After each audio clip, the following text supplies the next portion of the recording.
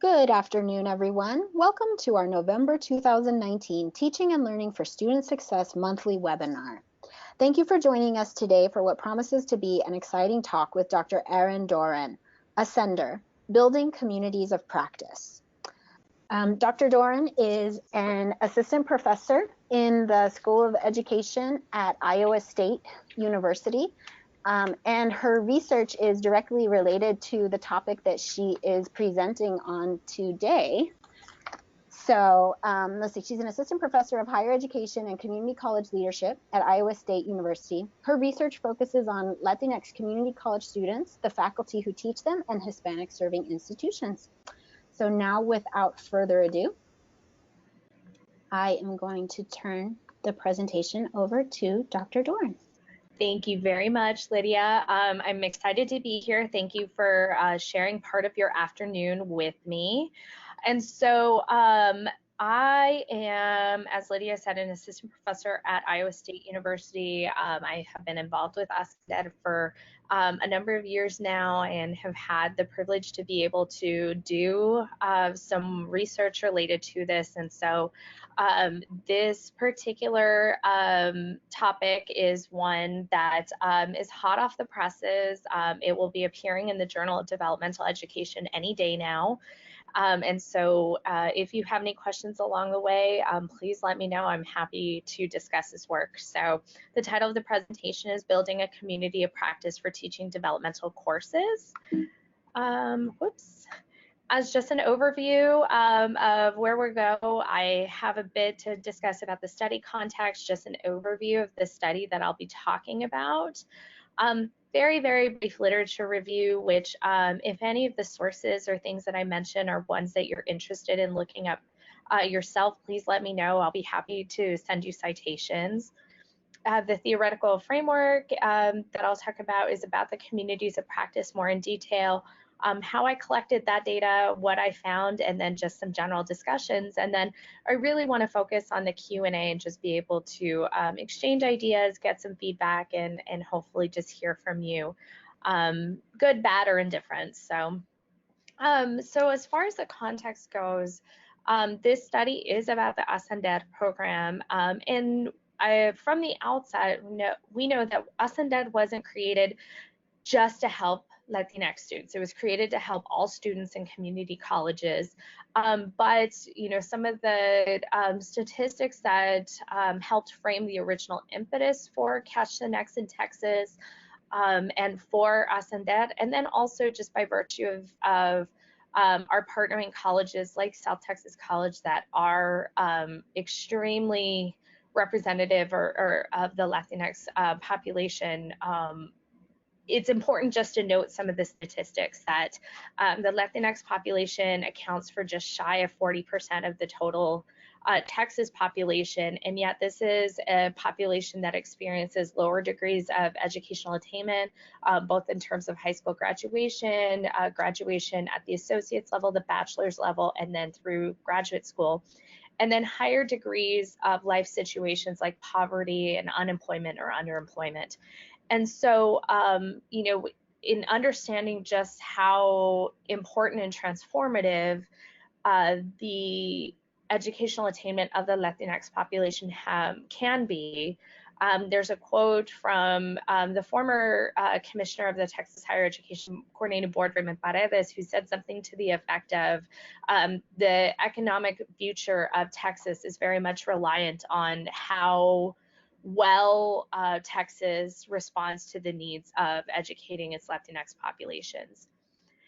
And once students arrive at the community college, and about 46% of all Latinx students across the country start their education at the community college level. So community colleges are doing a disproportionate, carry the disproportionate burden of educating Latinx students nationwide. We know that Latinx students are more likely to arrive in college underprepared. And a lot of that can be attributed to, again, poverty. They may be more likely to go to under-resourced high schools, to have access to things like a very strong college-going curriculum at the high school level. They may even be more likely to delay enrollment in the community college immediately following high school graduation. And once they get there, if they are enrolled in or placed into developmental education, we know that this is a place that can be an insurmountable barrier for some. And so some of the work that colleagues at UCLA like Daniel Solorzano, Nancy Acevedo Gil, and Ryan Santos have done have shown that the more hours or classes of developmental education that a Latinx student is assigned to, the less likely they are to finish an associate's degree or to transfer. And so these are a lot of the context around the challenges of Latino education that that Ascender was created to address. Overview of the study, interestingly enough, there's a lot that has been written about developmental education. It can be very descriptive in terms of either talking about how great it can be or how awful it can be, how much it costs institutions and things like that. But there really isn't a whole lot of research literature about how you actually prepare faculty to teach in developmental classes. And so I think, some of what my research has been very focused on is how to think about the experiences of these faculties, how they navigate changing policies, and then more or less like how they help uplift their students and how they get them from developmental education to credit-bearing courses, and then from credit-bearing courses to the graduation line.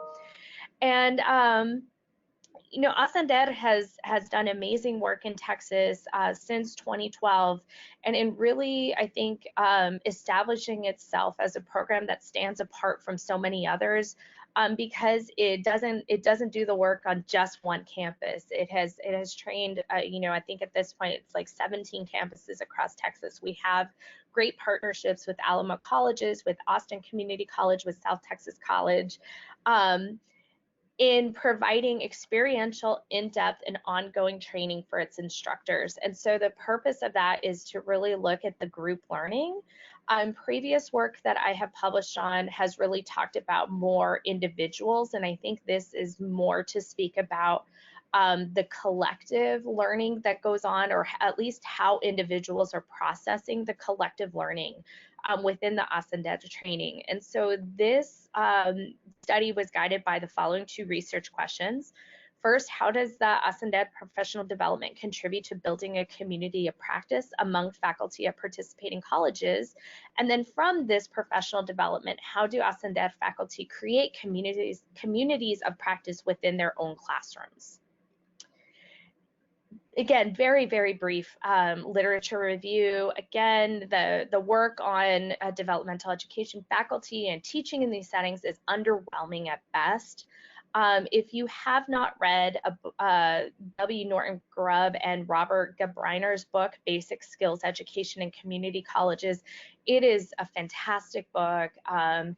It is wonderful in the ways that it goes into descriptions about what good developmental education pedagogy looks like. I wish that more work reflected this. And so I think between that book and the collective works of Mike Rose, that has really been the kind of work that I want to do as a researcher, as a scholar of community colleges.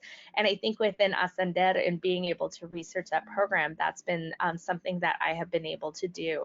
And so in focusing on professional development, there's been quite a bit of work that's been done on basically how bad professional development often is for instructors, assuming that they participate in the first place. And so there's a couple of citations that will appear in the present article that I'm talking about, but if it's something that you're interested in, I have an article that was published in Catch the Next Own Journal of Ideas and Pedagogy in 2016. And so, please feel free to look at that. It's available on the Catch the Next website. The theoretical framework, I came at this from the communities of practice perspective. So this was a concept that was introduced by Jean Lave and Etienne Wegner. So essentially, these communities treat learning as a social process. So something that is not done in isolation. It's not about the individual. It's very much about the social interactions that go on within a particular context. And so within those, there's three dimensions: the mutual engagement, so how participants engage or develop communities with one another. Essentially, I really saw that as how Ascended brings folks together. And then leading to the next dimension around a joint enterprise. So what is that shared accountability or mission? How do participants who go through the Ascended faculty training, how do they make sense of that joint enterprise, or how do they come to understand what that joint enterprise is? And then the third dimension is how is a shared repertoire developed? And so, this I think was one of the easier dimensions to get at in terms of the fact that Ascended has been incredible in terms of developing resources for faculty, having them go through a lot of the same exercises. So in terms of tools or artifacts, I'm thinking of teaching strong lines or teaching the exercise around my name, or exposing faculty to the same sorts of knowledge bases, such as, Lara Rendon's work on validation theory or Tara Yoso's work on community cultural wealth. And so all of those, and they help give folks the language that they need to understand when you talk about Ascended, this is what I talk about, or this is what I need. And to the last point about shared repertoire and histories, I think that something that I do talk about in the paper is the ways in which CTN has really worked to create a common history among the participants. To kind of put that another way, in terms of the sorry, I'm losing my words. In terms of the institutes, the Ascended professional development sessions that are held in the summer and the fall, and then when folks graduate in the spring, you do see people who have taught in Ascended for 5, 6, 7 years now who continue to come back. They share the histories of the program, of where it was in its early days and where it is now. And I think that, just that prolonged engagement that folks have with one another helps to develop that history. So some research methods. I know the research methodology is not necessarily the most entertaining part of this webinar. So just to know, it's a qualitative case study really focused on the professional development of the Ascended program. And so with that, I did the analysis of artifacts. So the teaching materials that are provided by CTN, I have the big 3 or 5 inch 3-ring binder that's provided to faculty that has all of the materials that are provided. I've done observations of Ascended trainings, and so if you were there in San Antonio just about a month ago, you probably saw me make a pitch for the research, but that's essentially what I've done, what I'm doing when I'm lurking behind and watching folks as they participate in the trainings. And then faculty interviews. So I've done 12 faculty, or I interviewed for the study 12 faculty members across 6 institutions. Some of the institutions are still actively engaged with Catch the Next, some are not. So the first theme around mutual engagement, I know that this is a long quote. This is a lot of text. This was from Beatriz, who is a learning frameworks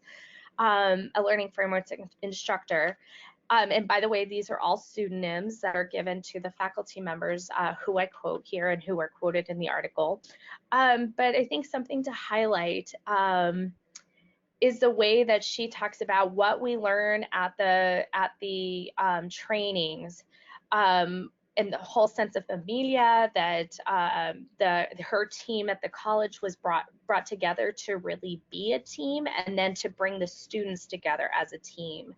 And as she says, this was nothing like any of the previous institutes or workshops or professional development that she had ever done before. This was something that was experiential. And it wasn't just about like just taking the notes. It was participating in exercises directly and really learn about how she could implement things in the classroom. And as she put it, I mean, I think this is a pretty standard thing that I've heard amongst Ascender faculty across colleges. I think it's taught me to be a better teacher. And so the fact that you bring folks together, they are asked to participate in the exercises that people like Allegra or Lydia present. They're asked to really think through what that would look like in their own classes, how successful that would be. I think that the ongoing support that is provided by CTN, whether that be the webinars or if that ends up being the site visits, perhaps even one-on-one coaching or peer observations that are provided by the Ascender leadership fellows to newer faculty members who are teaching in the program. All of these things just are help reinforcing the philosophy of the program and helping faculty to be part of something that they know what they're doing. They know what the expectations of the program are, and they know really what the mission is. And so within that mission, that joint enterprise, the faculty members can come to the Catch the Next Institutes and really understand that we do care about what goes on in their individual classrooms, but it actually speaks to the collective effort of the INRW and Comp 1 instructors, the learning frameworks instructors, the math instructors, the Mexican American studies or the history or whatever those other paired courses are, plus, you know, the advisor or the campus administrator, the IR person who is tasked with providing the data and the outcomes both to the college and to CTN. But then also the infrastructure that CTN has provided in terms of providing site visits and really looking at, okay, where can we improve? But also what are things that these colleges are doing really, really well? And so as Nicolas put it, it's to know that we're a part of something significantly better. That's really what I get out of it, is seeing the bigger picture of what it is that we're trying to do. And for that, I mean, you know, the faculty members who come into this program really understand it's about getting students out of developmental education. It's about getting them to credit-bearing coursework, about getting them to transfer to a four-year institution, about achieving whatever it is that students really see as success for them. And then as far as how they go about participating in the joint enterprise, that shared repertoire is the shared values, talking about cariño, talking about familia, validation, the teaching materials, learning about culturally relevant pedagogy, and those get communicated out in the institutes, in webinars like this, or in presentations at professional conferences that some of the Ascender faculty have gone to. So maybe they've gone to NISOD or they've gone to other conferences to be able to share out the results of what they've been doing on their college campuses and within their classrooms. And then finally, this community of practice, I think the way that it extends to the classroom is also important. So Carolina, who was an INRW instructor, was talking about how, you know, the familia concept, which Beatriz had talked about in relation to being fostered among family, also manifests itself in the classroom. So it's in that professional development. As Carolina puts it, you see it among the way that we interact with each other at any stage, and that becomes important to students. So, you know, something that that is at the heart of the program is that relationships matter, not just among faculty and students, and not just among students, but also in the ways that faculty or that students are seeing faculty that are cooperating with each other, that work well together, who are both really committed to their success in whatever way that might look like. I think, in thinking about the interactions between, or the familia that gets fostered for students, and how that can be important to see. The two that come to mind are always Dan Rodriguez and Yoli Reina at Palo Alto. Everybody knows that they are very, very good friends. They've known each other for a long time, but they just also have really funny interactions. So students can see how in sync they are with each other, but then also how in sync they are with implementing this model, and in showing their commitment to students. And so, to finish out Carolina's quote, that means that the model that is incorporated or implemented by CTN finds itself reconstructed into the classroom, and then for students, it gives their education a greater sense of value. On top of that, just knowing that within the classroom, students are invited into that joint enterprise by doing things like encouraging them to re-enroll in the spring semester, or to re-enroll that next fall semester, to keep on going until they complete their associate's degrees, and then to transfer to a four-year institution. And so even, in extending the communities of practice metaphor, it's not necessarily just about the faculty members, it's also the shared learning and the shared interaction that goes on among the students as well. And so just some discussion points. I think that, to really acknowledge the labor of love that Ascender can be for faculty, considering that it is something that requires a lot of time, a lot of effort, that is on top of everything else that you're already doing on your campus. The Ascender program is a model that has been embraced by faculty who participate in, and enables folks to participate in this community of practice with other faculty on their campus, among faculty across the Ascender campuses, or in their classrooms as well. And so I think two things that Ascender really stands out or stands apart from other models is, one, its commitment to good pedagogy that reflects the campuses where they're at, the needs of the students, and in understanding some of the broader systemic issues that bring students to developmental education. And then also just its commitment to developing faculty over the long term, in the way that it is very much committed to growing its own, to encouraging faculty to establish their expertise by writing for publication, writing for research, or in presenting at professional conferences and things like that, to get the message out about why this program is just as amazing as it is.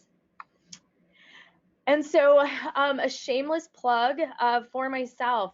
This has been work that is ongoing. It has changed a bit just as the faculty have changed, the colleges have changed, but I've just realized that there's still always something more to learn. In particular, I've interviewed quite a few learning frameworks and INRW folks, so I would be really happy to talk to math folks in particular, or some of the other supporting courses.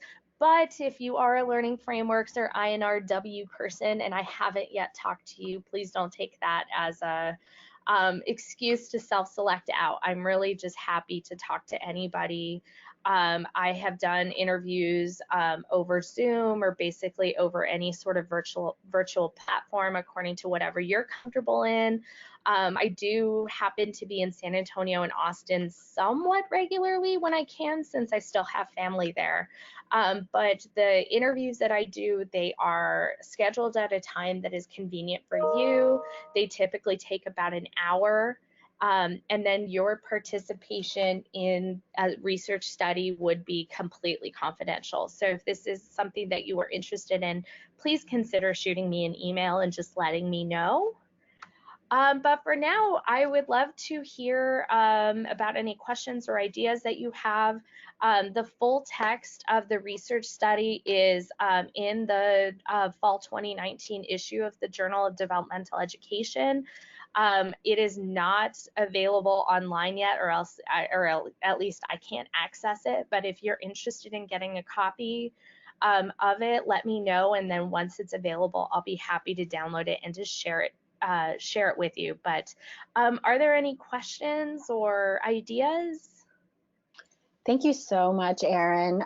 This looks great. And just a reminder to everyone that you can type your question in the questions pane, or you can also use the hand raise feature.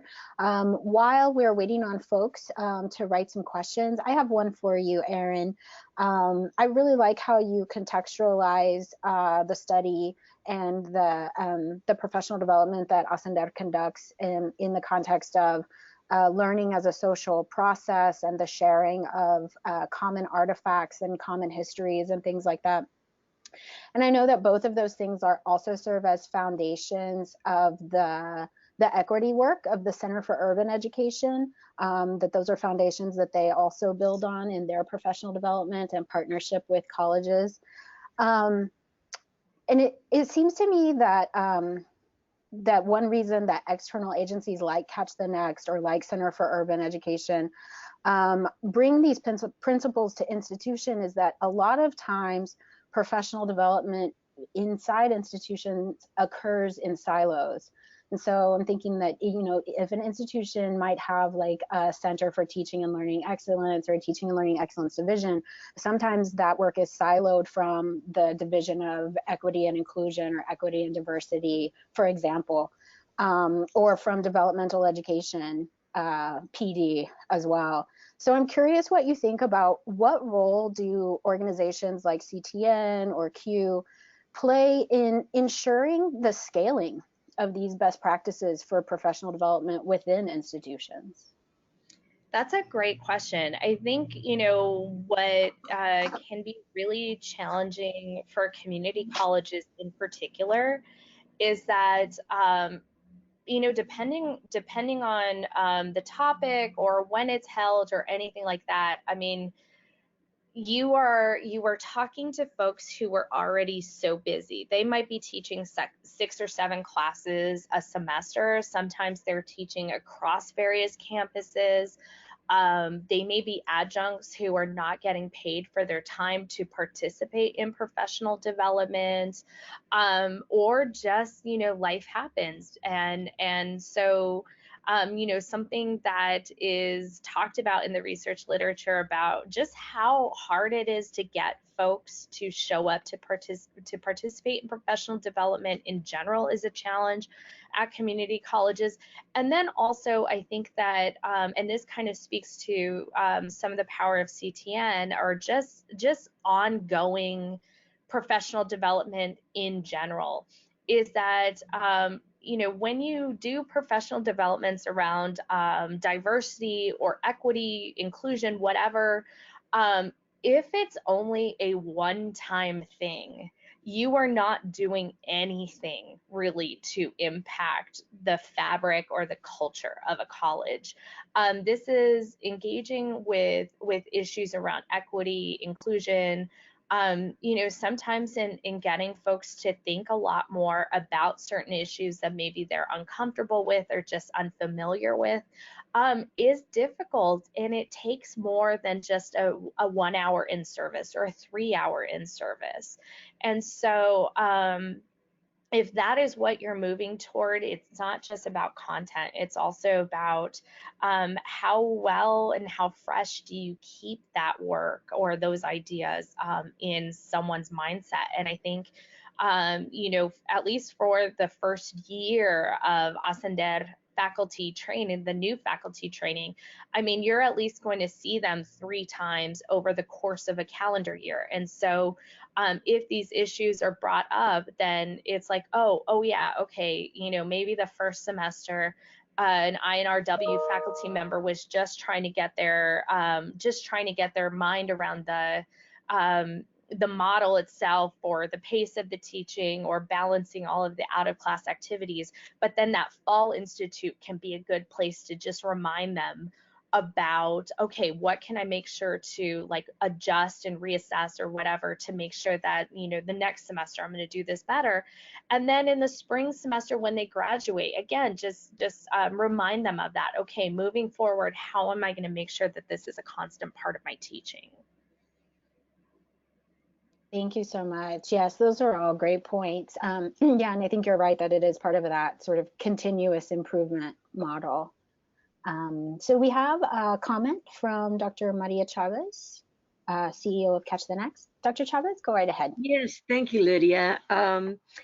First of all, thank you, Erin, for a wonderful presentation.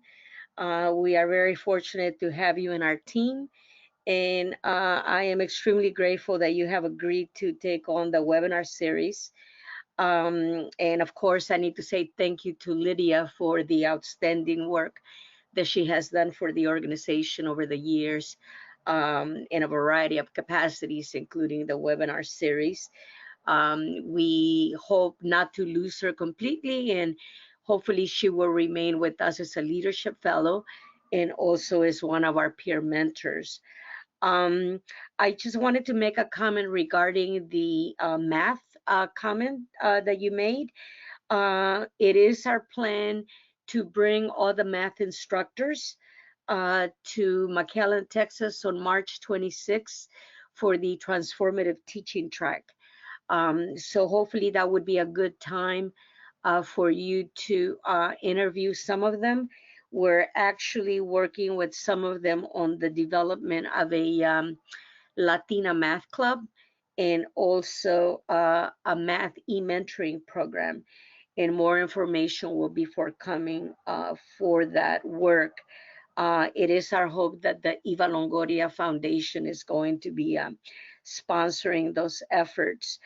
You made a comment about, you know, commitment and faculty, and you know, I do think that one of the blessings of this initiative has been that we have met faculty that are truly committed to our shared mission, and they're really committed to not just their students but their communities, and I think that's what has made it so successful. And so we're extremely grateful to them, and they're really the heroes in our story, along with all of our staff members, including you and Lydia and Deb and the others.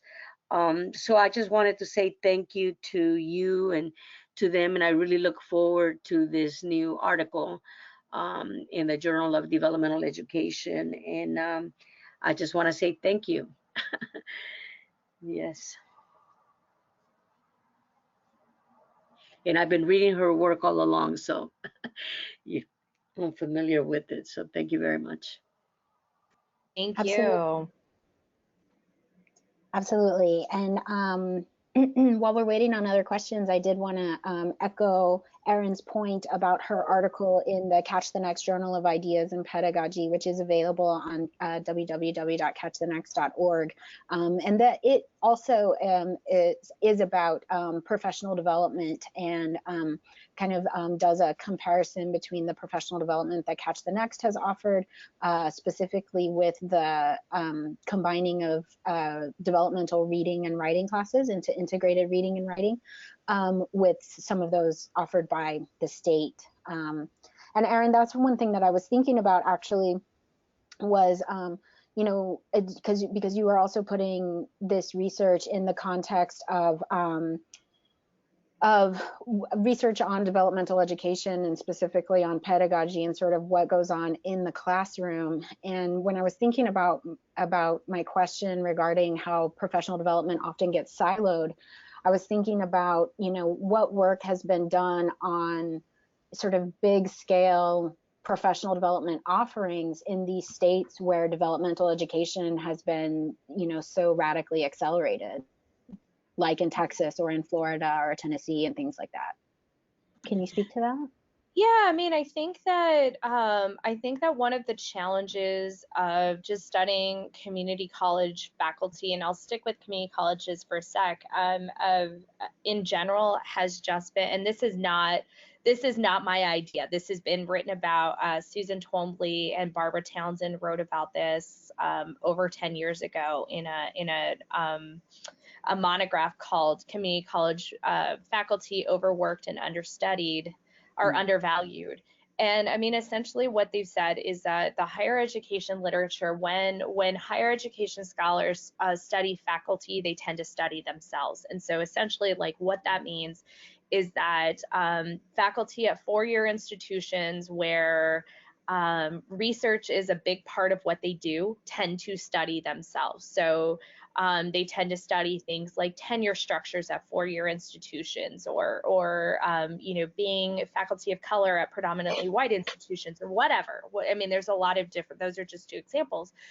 But with community college faculty in particular, the challenge becomes, on top of everything else that they're already doing, research is not something that they have to do for promotion and tenure at community colleges. So it might be something that they just enjoy doing. Someone who I think about is Rafael Castillo, for instance, who has been very engaged in writing both creatively and then writing pieces about CTN.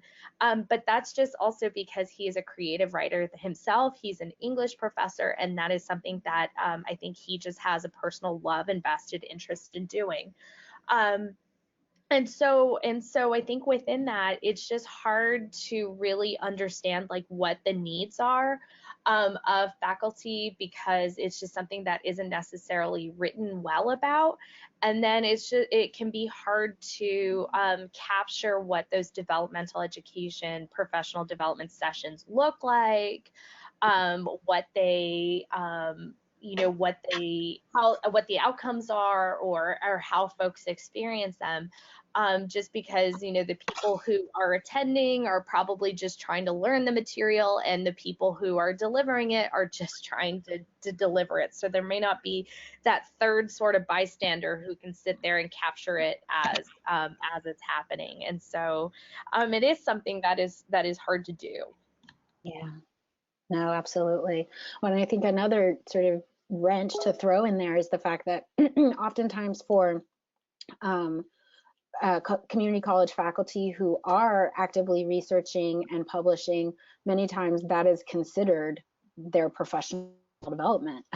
So, because it's keeping them, abreast of trends and movements in their field. So, and it's keeping, if they're composition instructors, it's keeping them actively writing and things like that. So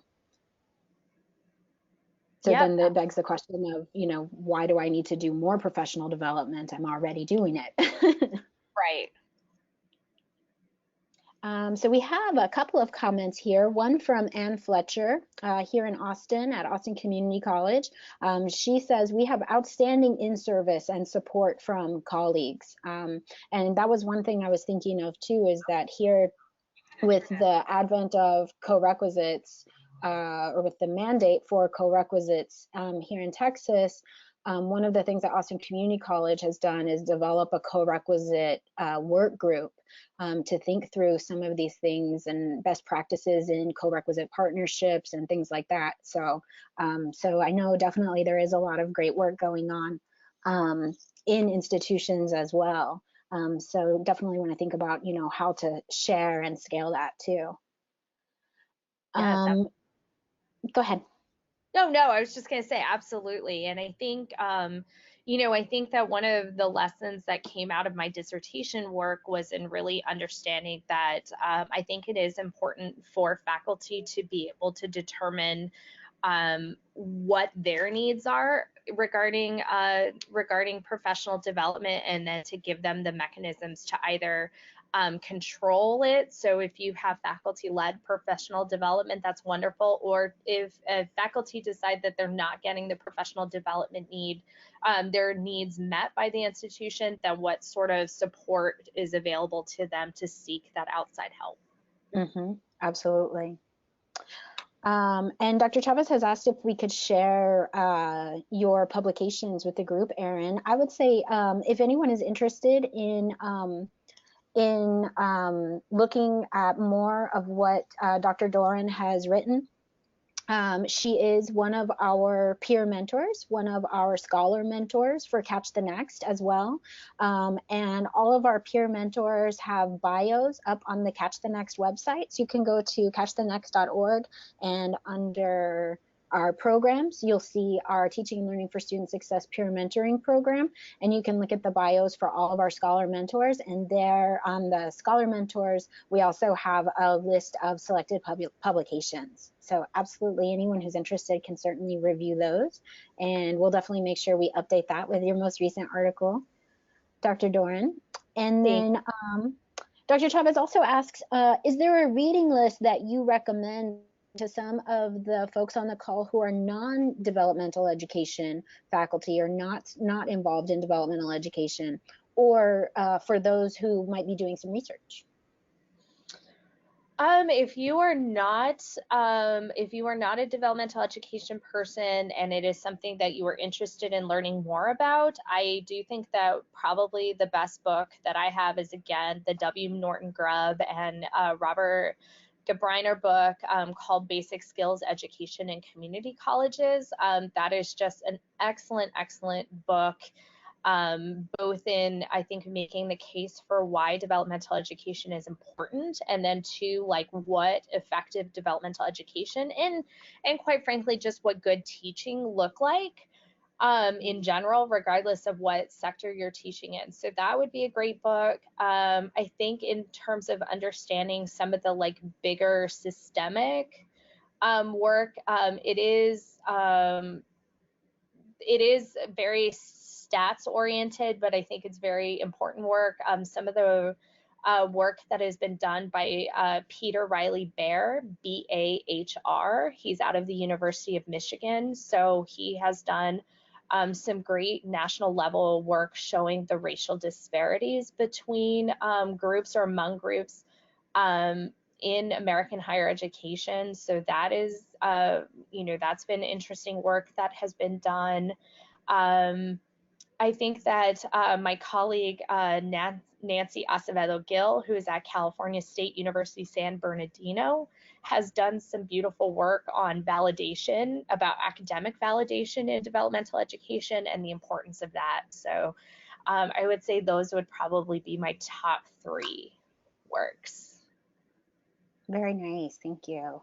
I know I've also been really inspired by the work of Katie Hearn and the California Acceleration Project in terms of the impact of developmental acceleration, or sort of contextualizing developmental education acceleration in the context of social justice work for higher education. So thinking about issues of equity and community cultural wealth and validation and things like that, and what that looks like in the classroom. The California Acceleration Project kind of, I feel like laid some of the groundwork for that too.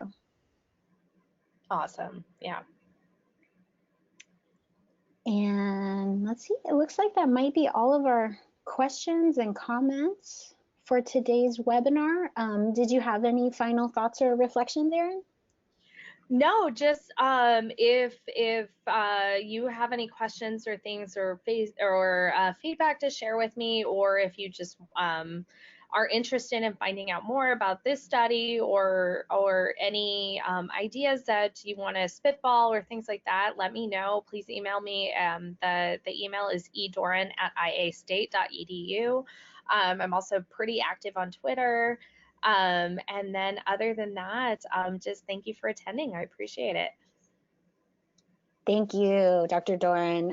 Thank you for this amazing wealth of information and for your research. And we have a big thank you from Ann Fletcher as well, and from Alicia Vasquez. So she says, thank you for sharing your research. And thank you, all of you who attended today's webinar, for joining us. We will get this recording of the webinar up on our YouTube channel, as well as on the Catch the Next website. So if you missed anything or you'd like to share it with your colleagues, you will have that access as well. So thank you all for a wonderful 2.5 years of getting to organize this webinar series. Thank you Yes, so thank you much. for your leadership. Yes. Thank you. I've thoroughly enjoyed it. It's been every month I get to learn something new, so it's been an extreme privilege for me. So thank you all Likewise. for Thank you sharing so much. your Thursday afternoons with me for this time, and I look forward to staying in touch with all of you.